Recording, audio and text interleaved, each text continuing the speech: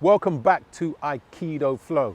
Okay, now today's video is about pushing, okay? People pushing you. Now, what? Whoa! Now, this happens way more, okay, than you really know. There can be subtle pushes, there can be some big old pushes, some big pushes, okay? And there's a lot of different reasons why people push you. So we're gonna kind of draw that out, okay, and have a look at it. I mean, we've done some videos like this before, but we're kind of gonna have a more in-depth look at this, and we're gonna have a look at some strategies and some techniques that we can use to tackle this.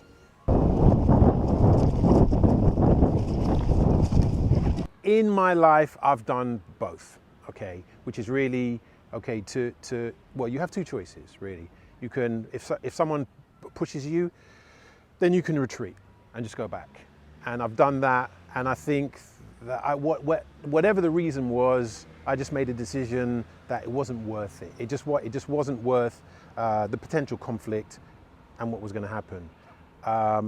And there was a time, probably a few times, where I just decided, well, no, whatever the situation was, I wasn't going to go back. I was going to basically stand my ground. I was going to draw the line, and then that was going to be it from this point onwards. But we're going to actually have a look at the approach of these two ways. Well, okay, so if someone's pushing you, so what advantage is it to be loose and floppy? You're not feeling my strength. You don't know whether I'm going to retreat or whether I'm going to attack. You know, you could just be pushing me and I'm just going floppy, and I'm just going with each push or whatever, and I'm, you know, coming back to you, and you don't know if I'm going to, suddenly it's like boom, the attack suddenly comes out because your movements are just kind of all over the place, more unpredictable, and then but suddenly you just strike. And it's giving that person a false sense of security and just not really knowing what you're about to do. So it's a tactical move. Yeah, it's tactical. So it's a tactical approach. Okay. Style up, beat it, get it, hold on. Style up, beat it, get it, hold on. Style up, beat it, get it, hold on. Style up, beat it, get it, hold on. Well, you know what? Okay, so that's the number one. So keep yourself loose in a drunken master. What's that film called? Drunken Master. Yeah. Oh, okay. It's just called Drunken Master. Yeah, Jackie Chan. Jackie Chan. Lee. Jackie AKA Chan. Silver Fox. Drunken Master. All right, I remember that. Okay, and he's kind of he basically pretends to be drunk, and he's so fluid that nobody can really lock onto him. So nobody actually knows really what he's doing and when he's doing it, because you can kind of feel, you can actually feel where somebody is, where their center of gravity is, and what they're about to do if they're relatively solid. If you're like fluid in this drunken master style, then nobody knows what's going on. No one's got no idea. And you become very dangerous as well, because when nobody knows what you're going to be doing, then it means that tactically you could basically do anything at any time. Now, the second way, and this is something that we teach extensively in Aikido, and don't forget, the dojo is now open.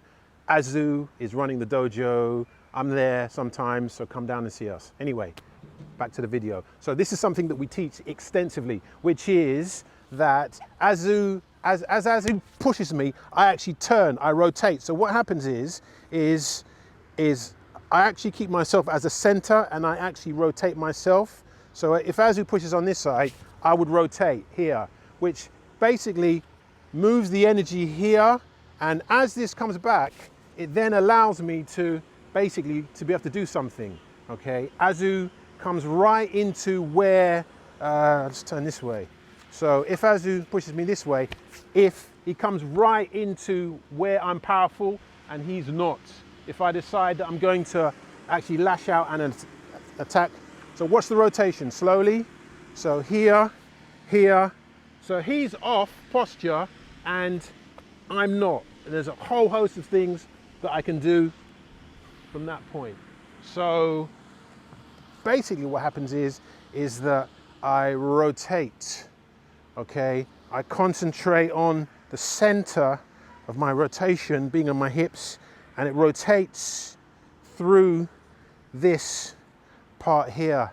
And if you follow my feet down at the bottom, as I rotate, what happens is my feet swivel out one way, or it swivels out on the other way. That's a fundamental Aikido training that you will find in our online training. Now, a fundamental reason why you need to either probably do one or the other, which is to move away or to stand your ground, is you absolutely cannot be pushed into a corner. Because when you're pushed into a corner, tactically, it means that whoever has pushed you into that corner basically has complete control over you at that particular moment in time, which means that they can then impose whatever nonsense they want to impose on you at the time, which is obviously you just can't let that happen. What do you reckon? Yeah, you know, you don't want to get, the last thing you want to do is get back to the corner. That's often why somebody's pushing you. It's not about just feeling your strength. It's about backing you into a position where they want to back you into. It could be for any reason. It could be, you know, there's lots of witnesses and they want to push you somewhere where nobody can see, or they don't want you to run, or their plan is to push you into a wall and use the wall as a weapon against you as well by knocking your head into the back of the wall or whatever reason. I just want to remind you about our online training academy. If you want more detail about our style and how it works, that's where you'll find it. Links are in the description. In conclusion, okay, don't get pushed into a corner, okay? Think about your surroundings and make sure that you exit if somebody is pushing you. If you decide to stand your ground, okay, drunken master, stay fluid and don't allow them to work out where you're coming from, and stay frosty. I'll see you on the next Aikidoflow video.